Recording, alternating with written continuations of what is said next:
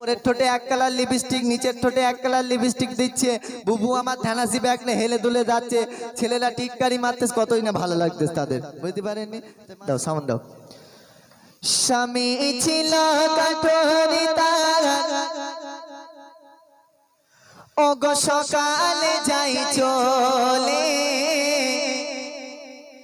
আরে ঘরের বাইরে যেও না জানো গো, বিবিকে যাই বলে। স্বামী জঙ্গলে গাছ কাটতে গিয়েছে আর বিবিকে বলে গিয়েছে তুমি জানো ঘরের বাইরে যাবে না। আর সেই ভাবি কেমন নামাজি ছিলেন আর স্বামীকে কেমন ভাবে সেবা করছেন, কবি ছন্দ ভাষায় লিখছে, মনোযোগ সহকারে ছন্দ রাখুন। স্বামী ছিল কাঠরি তার, ওগো সকালে যাই চলে, আর ঘরের বাইরে যেও না জানো বিবিকে যাই বলে। তার কথা মতো বিবি চলে, ঘরের বাইরে যায় না। তার ছোট দুটি মাসুম ছেলে ঘরে থাকতে চায় না। একদিন বাইরে চলে গেল তারা, গুটি গুটি পায় খেলা করেছে দুটি ভাই। ওগো ছোট ভাইটা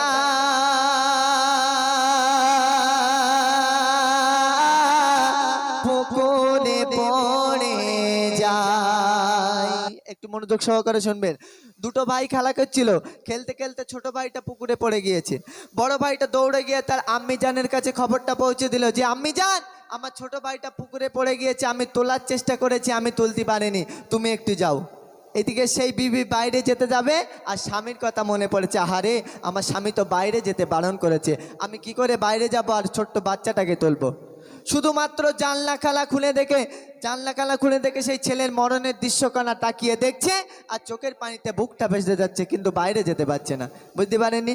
আর আজকালকার ভাবিদের দিকে একটু লক্ষ্য করেন দিন দেখি, যদি আমার ভাইয়েরা বলে যায় যে আমি বাজার করতে যাচ্ছি, আমি যতক্ষণ না বাড়ি আসবো তুমি যেন ঘরের বাইরে যাবে না। আর সেই ভাবির যদি হাঁস কিংবা একটা মুরগি থাকে আর একটা শিয়াল এসে যদি হাঁস কিংবা একটা মুরগি টেনে নিয়ে যায়, ও ভাবি ঘরে থাকবে? বাপ, ঘরে থাকার লাইন নেই। কায়দা করে কোমরে আঁচলটা গুজে ওই মুরগি শিয়াল নিয়ে যত জোরে দৌড়াবে, আমার ভাবিও পিছন পিছন তত জোরে দৌড়াবে। বলে আমার ডোবের থেকে মুরগিলে হজম করবা, ওই মুরগি কেড়ে তারপর আমি ভাত রান্না করব। বুঝতে পারেননি? এই গ্রামের মানুষ কেউ আমার সাথে ঝগড়া করে পারে না, আর তুমি ওই শিয়াল বাবা মুরগি নিয়ে দৌড়বে, ওই মুরগি কেড়ে তারপর আমি অন্য কাজে হাত দেবো। বুঝতে পারেননি? তো মাশাআল্লাহ আপনাদের এদিককার মা বোনেরা খুব ভালো। আমি আগেই বলেছি, স্বামীর পায়ে যদি পায়খানা লেগে থাকে এরা মাথার চুল দিয়ে পরিষ্কার করে, এরা খুব ভালো। যা বলছি আমাদের অধিকার কথা। কবি কি লিখছে দেখুন, মা খবর পেয়ে দেখলেছে ঘরের জানালা দিয়ে, তার ছোট ছেলে মরেছে সে তাই হাবুডুবু খেয়ে। স্বামী তাগা বাইরে যেতে করে গেছে মালা, আর স্বামীর আদেশ না মানিলে রাগ করিবে রব্বানা। খোদার ভয়ে স্বামীর কথা ফেলতে পারে না, খোদার ভয়ে স্বামীর কথা ফেলতে পারে না, বাইরে যেতে পারে না। ওগো বাচ্চাটাকে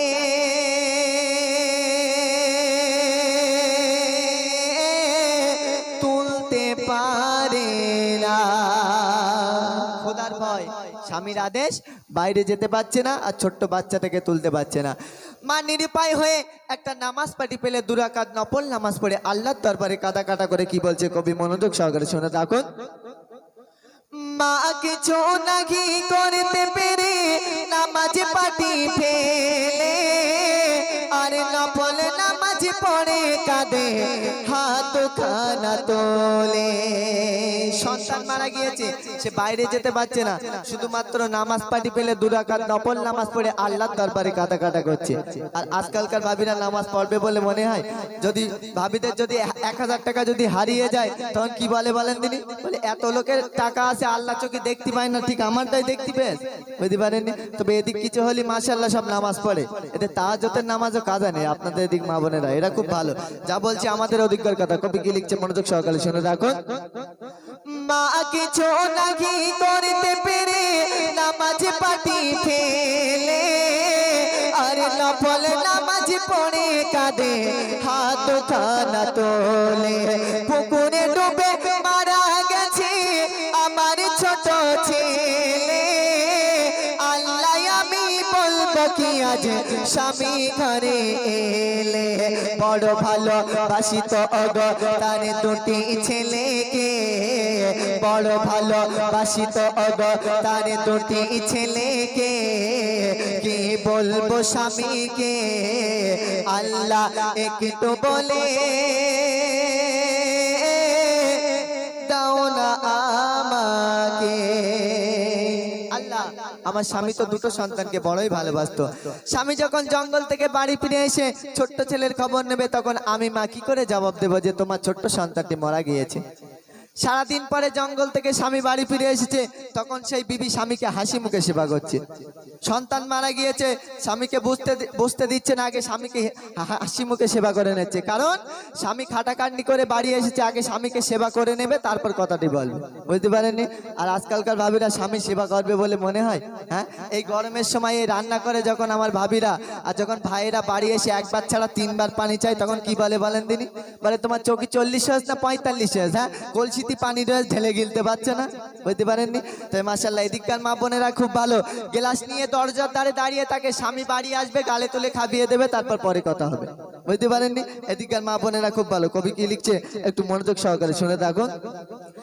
সারাদিন পরে ফিরিল ঘরে প্রাণের স্বামী যখন আর স্বামীর সেবা করেছে বিবি হাসি মুখে তখন স্বামী যখন বিবির কাছে ছেলের খবর নিল হরি টুকুরে কেঁদে বিবি তখন বলিতে লাগিল কি বলছে কাফন কিনে আনো স্বামী বাজার থেকে কাফন কিনে আনো স্বামী বাজার থেকে তোমার ছোট ছেলেকে দাফন করতে হবে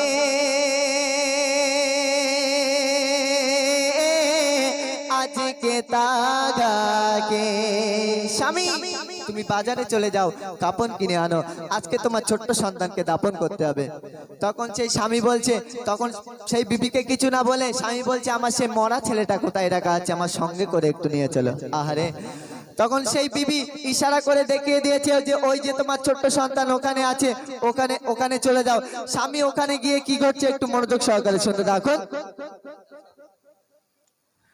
স্বামী বলে ছেলে আমার কখন মারা গেছে আরে বলো আমার মরা ছেলে কোথায় রাখা আছে বিবি সঙ্গে করে নিয়ে স্বামী পুকুর ধারে গেল ছেলে ওই পানিতে পড়ে আছে ইশারায় দেখিয়ে দিল ছেলে ওই পানিতে পড়ে আছে যেই না স্বামী তাকিয়ে দেখে অবাক হয়ে গেছে কেমন হতাশে গয়ে দেখল স্বামী সানের ঘাটে বসে ছেলে ফুল নিয়ে ওই করেছে খেলা আর মিটি মিটি হাসে পিতা জড়িয়ে বুকে ছেলের মুখে চুমা দিয়ে কয় পিতা জড়িয়ে বুকে ছেলের মুখে চুমা দিয়ে কয় বিবি দেখালে কেন ভয় ওগো এই তো সোনা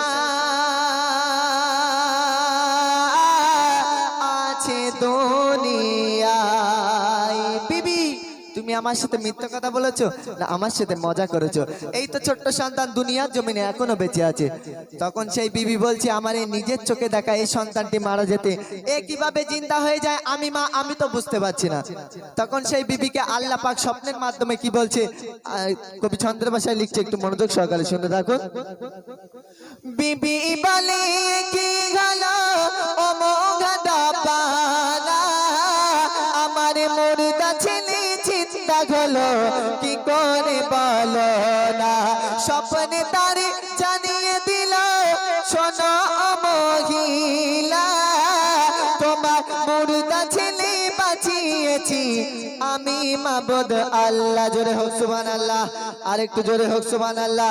কেন তুমি স্বামীর আদেশ মেনেছিলে, করেছিলে আমার ভয়।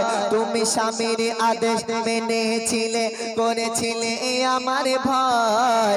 তাই আমি দয়াময় দয়া করেছি গো, বিপদের সময়। তুমি স্বামীর আদেশ মেনেছিলে আর আমি আল্লাহ আমাকে ভয় করেছিলে, তাই তোমার বিপদের সময় ছোট্ট সন্তানকে উপহার দিলাম। শেষ ছন্দে প্রিয় কবি কি বলছে একটু মনোযোগ সহকারে শুনতে থাকুন। কলি যুগের মন ভাবিরা ভেবে দেখো একবার, আর স্বামীর সেবা কাকে বলে, কাকে বলে ইমানদার। প্রাণ ভরে স্বামীর সেবা করেছিল বলে, তার মুর্দা ছেলে জিন্দা হয়ে ফিরে এলো কোলে। হাফিজা বলে সাজতে হবে এমন ইমানদার, রিয়াজুল বলে সাজতে হবে এমন ইমানদার। স্বামীকে করো গলার হার, স্বামীকে করো গলার হার। ও গো আল্লাহ তোমার দেবে উপহার। তোমার হারের সঙ্গে যেরকম সম্পর্ক আছে তেমনি তোমাকে স্বামীকে সেরকম সম্পর্ক রাখো। মেয়েদের চারটে কাজ আল্লাহ দিয়েছে সহজে জান্নাতে যাওয়ার রাস্তা। আল্লাহ পাক চারটে কাজ দিয়েছে, 5 ওয়াক্ত নামাজ পড়া, 30টা রোজা রাখা, পর্দা করা আর স্বামীর সেবা করা। এই চারটে কাজ যে মহিলা করতে পারবে আমার আল্লাহ পাক তাকে জান্নাতে দিয়ে দেবে। জোরে হোক সুবহানাল্লাহ, আর একটু জোরে হোক সুবহানাল্লাহ। তো মাশাআল্লাহ এদিককার মা বোনেরা এরা বিনা পর্দায় বাইরে যায় না, বিনা পর্দায় বাইরে যায় বাপ, বিনা পর্দায় বাইরে যায় না। যদিও বা বোরকা না থাকে অন্তত একটা সেরা চটের বস্তা আর একটু হাঁড়ির কালি মেখে যায়, যাতে ছেলেরা নজর না দেয়। বুঝতে পারেননি? এদিকের মা বোনেরা খুব ভালো। আমাদের ওদিকে বাপ কেটা কত দেখাতে পারে, বুঝতে পারেননি? দেখানোর প্রতিযোগিতা শুরু করেছে। পেট খালি, পিঠ খালি, কপালের মাথায় এক নোকটা। আমরা একটু আবার লম্বা জামা পরলে ওদের আবার কেরাম মনে হয়, বলে ওইটা কেরাম জামা পরেছে। বুঝতে পারেননি? ওপরের ঠোঁটে এক কালার লিপস্টিক, নিচের ঠোঁটে এক কালার লিপস্টিক দিচ্ছে। বুবু আমার ধ্যানাসি ব্যাগ নিয়ে হেলে দুলে যাচ্ছে, ছেলেরা টিক্কারি মারতেছে, কতই না ভালো লাগতেছে তাদের। বুঝতে পারেননি? তো মাশাআল্লাহ এদিককার মা বোনেরা খুব ভালো। আমি আগেই বলেছি স্বামীর পায়ে যদি পায়খানা লেগে থাকে এরা মাথার চুল দিয়ে পরিষ্কার করে, এরা খুব ভালো। বুঝতে পারেননি? আমি যা বলেছি অধিকার, আমাদের অধিকার কথা তো শুনলেন। স্বামীর সেবা। তো এরপরে যে কালামটি পরিবেশন করবো একটু তকবীর দান দেন, না আর এই তকবীর।